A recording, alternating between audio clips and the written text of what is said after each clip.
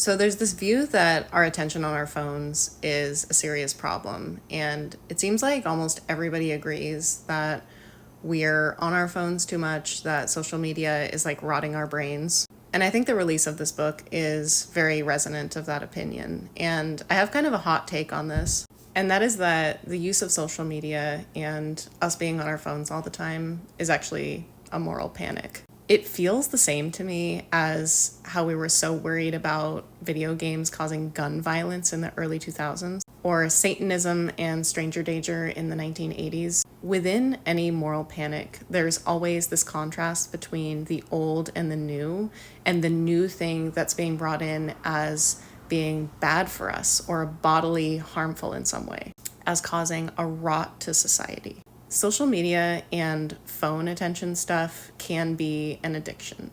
And like any addiction, it is a soothing point or a coping point with our lives. So social media addiction is no different than any other addiction that exists in our society. And if there is a problem with addiction in our society, it is a root cause problem. It is not what we are using to soothe the problem. Just like we have had a war on drugs and a war on crime and a war on terrorism. These are just appearances of a root problem that needs to be treated. And I honestly think the root problem is an unwillingness to be with our pain, an unwillingness to slow down and emotionally process, and even an unwillingness to fall apart. We live in a society that constantly requires us to show up and perform and really kind of choke down our human needs and human emotions.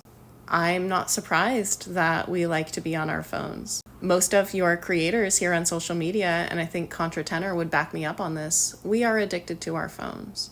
I am addicted to my phone. I am also addicted to caffeine. There are things in my life that I use to make me feel better and smooth over my experience of living in kind of a broken society. Those things are not causing the root problem. The root problem is a lack of community and a lack of mental health support and sometimes lack of nutrition, lack of education. By the way, if you are attracted to this book, it's written by the same guy who wrote The Coddling of the American Mind.